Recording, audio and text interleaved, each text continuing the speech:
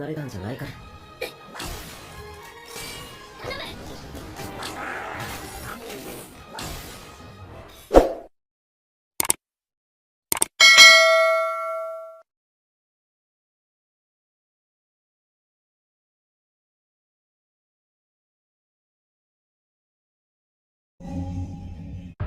Yuya yang penasaran membuka lalu membaca buku tersebut. Ternyata buku ini menuliskan tentang si petapa, di mana si petapa memiliki sihir bela diri bahkan teknik berpedang. Bukan hanya itu, si petapa juga jago memasak, menyanyi, dan melukis. Dengan banyaknya keterampilan yang dimilikinya, sang petapa akhirnya menginjakan kaki di ranah dewa. Namun si petapa menolak ajakan bergabung bersama para dewa. Si petapa menuliskan pesan bagi si penerus, ya siapa lagi kalau bukan Yuya. Si petapa memberitahu suatu hari nanti orang-orang akan takut terhadap Yuya yang memiliki kekuatan dahsyat di luar dugaan dan akan bernasib sama dengan si petapa. Maka dari itu si petapa sengaja membuat buku ini agar Yuya tak senasib dengannya. Lebih tepatnya si petapa tak ingin Yuya kesepian seperti dirinya dan berakhir menemui ajal seperti ini. Yuya bertanya bagaimana cara agar orang-orang tidak takut terhadapnya. Dan anehnya buku tersebut seolah-olah menjawab pertanyaan Yuya. Si petapa memberi saran agar Yuya terus menjalin silaturahmi dengan tetangga atau membentuk sebuah kepercayaan sesama manusia. Carilah orang yang setia denganmu, bisa itu teman, kekasih, dan orang tua. Mencari teman memanglah sulit, namun Yuya harus menemukannya dengan cara sendiri. Di penghujung tulisan, buku itu membuat sebuah pertanyaan, apa yang ingin kamu ketahui? Sontak Yuya mengatakan bahwa dirinya ingin tahu perihal sihir. Tiba-tiba buku itu bersinar terang, menunjukkan tulisan baru perihal rangkuman teori sihir. Si petapa menjelaskan orang di luar isekai tak memiliki jalur sihir alias takkan bisa menggunakan sihir. Lebih tepatnya Yuya takkan bisa menggunakan sihir. Pada umumnya makhluk di dunia isekai memiliki jalur sihir yang tercipta dari jantung lalu menyebarkannya pada pembuluh darah. Maka dari itu karena Yuya tak memiliki jalur sihir, sang petapa akan memberikan jalur sihirnya untuk Yuya. Si petapa berharap Yuya akan menjadi sosok yang layak memiliki kekuatannya dan hidup bahagia dengan bangga. 人生を送って Setelah itu si petapa berbicara di dalam pikiran Yuya bahwa si petapa ingin Yuya hidup bahagia tak seperti nasibnya. Setelah itu Yuya berdoa agar si petapa beristirahat dengan tenang. Ketika di rumah Yuya membaca kembali buku itu, lebih tepatnya membaca bagian tutorial menggunakan sihir. Kemudian Yuya memejamkan mata lalu mulai merasakan energi sihir di dalam tubuhnya.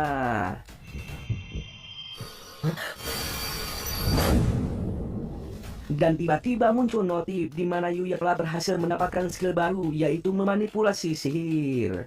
Tahap selanjutnya, Yuya hanya perlu membayangkan dan memberi nama pada sebuah sihir tanpa harus membacakan rapalan. Kemudian Yuya keluar rumah lalu mempraktekkan sihirnya. Setelah membayangkan dan menamakan sihirnya bernama Water Ball, terciptalah bola air. Bahkan Nai pun sama bisa melakukannya. Kemudian mereka berdua melancarkan serangan sihir pada sebuah pohon jambu. Iya, meski bolanya tak sebesar semangka, namun bisa melubangi pohon jambu di depan sana. Di sisi lain kita diperlihatkan situasi istana kerajaan, di mana Owen sedang melaporkan situasi saat di rumah Yuya. Owen meminta sang raja untuk menasehati sang putri Lesia, karena Lesia secara tiba-tiba ngajak Yuya menikah. Sontak Owen langsung terbengong sepertinya ia salah bicara. Dan benar saja sang raja langsung ngamuk kacak-kacak yang ada. かわいいレクシアをタワーどうか Scan beralih pada Yuya di dunia nyata. Di sekolah Yuya terus melamunkan tutorial sihir, di mana Yuya harus menempatkan posisi yang tepat dan hati-hati saat menggunakan sihir. Sang guru mengumumkan minggu depan akan diadakan praktek lapangan. Sontak Yuya terkaget karena dirinya tidak memiliki buku pedoman pendidikan. Si Ciwi di sampingnya memberitahu bahwa praktek lapangan hanya cuma berkemah selama 3 hari 2 malam. Lebih jelasnya untuk membiasakan diri dengan lingkungan baru. Kemudian sang guru membagi kelompok yang terdiri dari 4 orang. Yuya termasuk ke dalam kelompok 5, terdiri dari Yuya, Akira, Kaede, dan satu Ciwi yang baru. Mari kita perkenalkan. Berambut panjang berwarna hitam, diikat, memiliki aroma bau sampo lepoi dengan rasa jeruk nipis, bernama Rin Kazaki.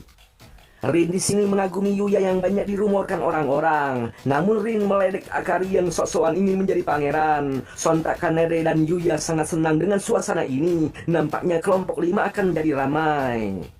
Dan karena Yuya belum memiliki ransel, Kaede sangat bersemangat akan mengantar Yuya berbelanja. Sepulang sekolah, semuanya terkaget dengan kehadiran Kaori yang akan ikut mengantar Yuya. よろしくお願いします。お友達とショッピングを。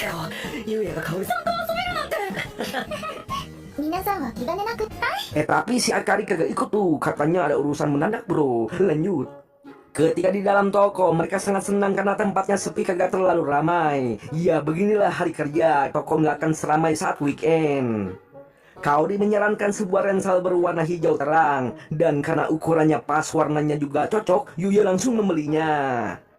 Setelah itu waktunya untuk bermain. Tiba-tiba Shingo berharap ingin memenangkan sebuah game capit berhadiah Barbie.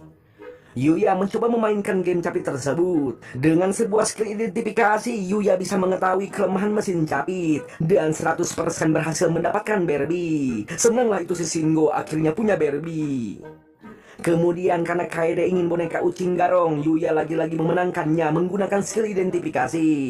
Jelas semuanya terheran melihat kehebatan Yuya yang jago nyapit. Igarashi dapat kaset, sedangkan Rin dapat cepu. Dan si Kaori apa ya? Ya, si Kaori dapat sebuah bros berbentuk anjing laut. Terlihat semuanya sangat senang dapat hadiah berkat Yuya yang jago nyapit. Kaori sangat berterima kasih pada Yuya yang telah mengajaknya dan merasakan kebahagiaan yang tak pernah ia rasakan. Kemudian para ciwi dan para cowok berpisah. Para ciwi ke lantai atas untuk melihat fashion khusus ciwi. Sedangkan para cowok akan menunggu dan nongkrong di sebuah kafe. Di suatu tempat kita diperlihatkan sebuah kabel yang rusak akibat digorogot berit hitam dan besar. Kembali pada Yuya. Untuk pertama kalinya Yuya merasakan pahit sebuah kopi meski tak sepahit hidupnya yang dulu sih. Sedangkan Shingo nyantui sambil suruput jus melon. Lalu bagaimana dengan Igarashi? Ya, sebagai pria dewasa, ngopai itu adalah hal yang penting di dalam sebuah kehidupan. Setres apapun dunia ini, ngopai adalah obat untuk menjernihkan pikiran meski kopi itu pahit. Namun nyatanya emang pahit sih. Pakai gula lah itu si Igarashi, sampai numpuk gulanya nyir. Yuya sangat senang bisa nongkrong begini, namun tiba-tiba alarm kebakaran berbunyi. Sontak Yuya panik karena para ciwi masih ada di lantai atas. Semua orang berbondong-bondong menyelamatkan diri. Yuya bertanya pada salah satu staf mengenai para ciwi yang ada di atas. Tiba-tiba Igarashi menerima telepon dari Kaede memberitahu bahwa mereka telat untuk mengungsi. Namun tiba-tiba teleponnya berhenti, sepertinya telah terjadi sesuatu. Sontak Yuya langsung berlari ke atas meski dilarang. Sedangkan kedua temannya ditahan disuruh untuk ke bawah. Setelah sampai di lantai atas, Yuya melihat si jago merah mulai melahap segalanya. Dan tak mungkin pemadam otomatis mampu memadamkan api sebesar itu. Alhasil inilah saatnya Yuya menggunakan sihir berupa air yang menyelimuti sekujur tubuhnya. Kemudian Yuya menembus si jago merah. Terlihat para ciwi pingsan akibat udara yang telah terpenuhi asap. Dan untungnya Yuya datang di waktu yang tepat. Kemudian karena tak ada jalan lain, Yuya menerobos lantai hingga ke bawah sambil menggendong ketiga ciwi. Setelah itu para ciwi diamankan, sedangkan Yuya dimarahi karena melakukan tindakan yang berbahaya. Pak Kepsek datang menjemput Kaori dan lagi-lagi Pak Kepsek berterima kasih pada Yuya. Dan tak lupa Yuya memberikan bros yang sempat terjatuh di dalam gedung. Waduh, nampaknya bros itu bakalan jadi benda paling berharga deh bagi Kaori. Cuang, wow, cuang. Kemudian Yuya pulang ke rumah dengan wajah yang murung. Yaitu karena Yuya tak seperti mereka yang memiliki orang tua. Meski begitu Yuya sangat senang ada naik di rumahnya. Sementara itu di sisi lain di dunia isekai, kita diperlihatkan sebuah pertempuran seekor kelinci putih melawan seorang ciwi. Si kelinci bertanya, siapa kau? Mengapa menyerang diriku yang merupakan seorang dewa? Tiba-tiba si ciwi mengeluarkan aura keji. Sontak si kelinci langsung terheran, siapa ciwi itu? Mengapa bisa memiliki aura seperti itu? Bahkan serangan yang tadi merupakan teknik milik dewa busur. Nah, si ciwi pun mulai berkata, mengajak si kelinci bergabung dengannya untuk menghancurkan dunia yang busuk ini yang tak layak untuk dilindungi. Kemudian si ciwi langsung pergi sambil berkata bahwa ia akan bertemu lagi. Si kelinci mulai panik dengan rencana si ciwi yang memiliki teknik dewa busur ingin menghancurkan dunia. Maka dari itu si kelinci harus sesegera mungkin mencari pewaris teknik miliknya, yaitu tendangan dewa. Lanjut, di hari berikutnya Yuya kembali ke isekai dan kembali membaca tutorial sihir. Kali ini Yuya mulai mencoba memahami sebuah sihir yang tercipta dari sebuah imajinasi. Yuya mulai membayangkan sebuah tempat yang pernah ia kunjungi. Dan benar saja terciptalah sihir teleportasi menuju hutan dalam, seperti apa yang dibayangkan Yuya. Yuya sangat senang dengan begini, ia tidak usah capek-capek menelusuri hutan dan hal ini akan mengirit waktu. Yuya kembali menelusuri sebuah lubang. Yuya menemukan sejumlah goblin, sepertinya lubang ini merupakan sarang goblin.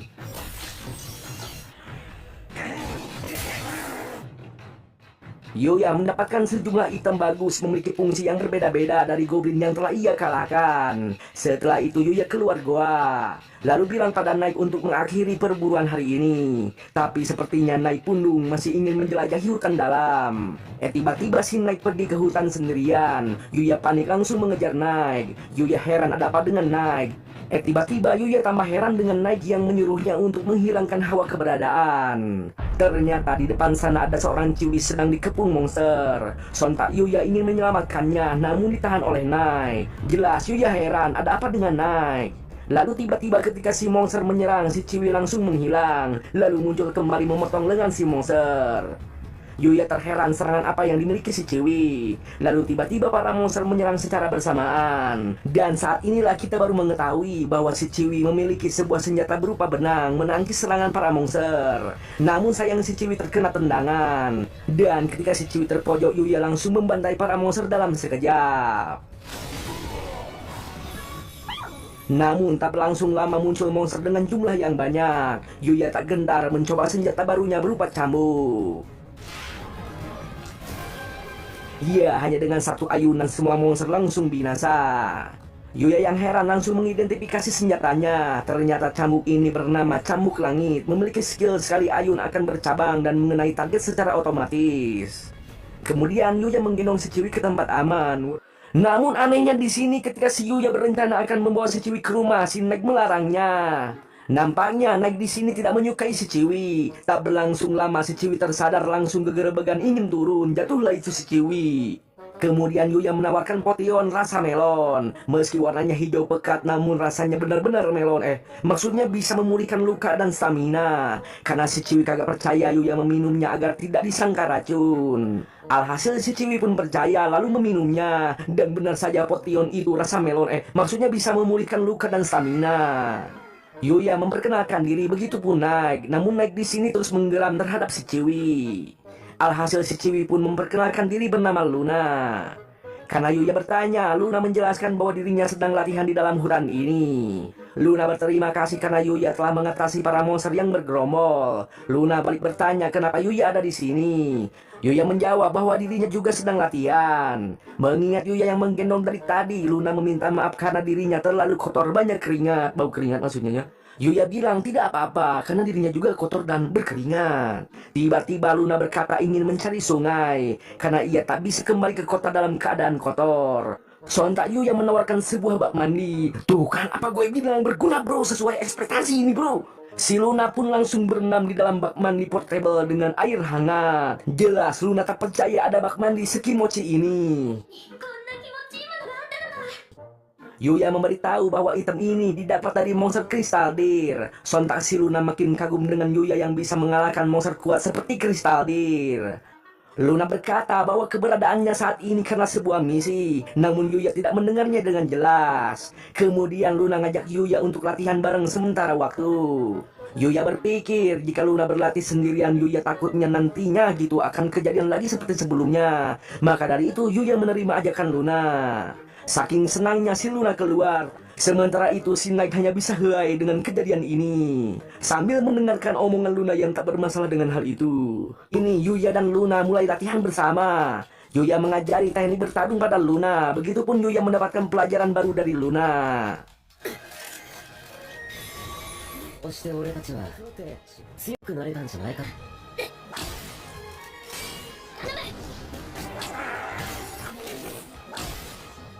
Setelah lama berlatih, Yuya merasa saat ini Luna bisa mengalahkan segerombolan goblin dengan mudah. Luna menjawab bahwa semua ini berkat bantuan dari Yuya dan Naik. Lalu karena Yuya penasaran, Luna menunjukkan benang miliknya yang ia rasa masih belum terasah dan belum tajam. Dan untuk melaksanakan misinya, Luna harus lebih kuat lagi. Yuya memberitahu bahwa besok akan bisa menemani Luna latihan. Luna sebenarnya masih ingin berlatih dengan Yuya, namun ia paham dan sadar bahwa sesuai perjanjiannya hanya sementara. Ya, sebagai yang terakhir, latihan akan dilanjut sampai matahari terbenam. Sontak Luna akan berusaha keras demi pemandian terakhir nanti malam. Acuang! Singkat cerita, malam pun tiba. Udara yang dingin memang cocok mandi dengan air panas, apalagi di tengah hutan yang sunyi ini. Namun Yuya terheran kenapa Luna menyuruh Yuya untuk mandi duluan. Yang ternyata Luna sengaja agar bisa mandi bareng bersama Yuya. Jelas Yuya kaget langsung akan keluar bak mandi maksudnya ya.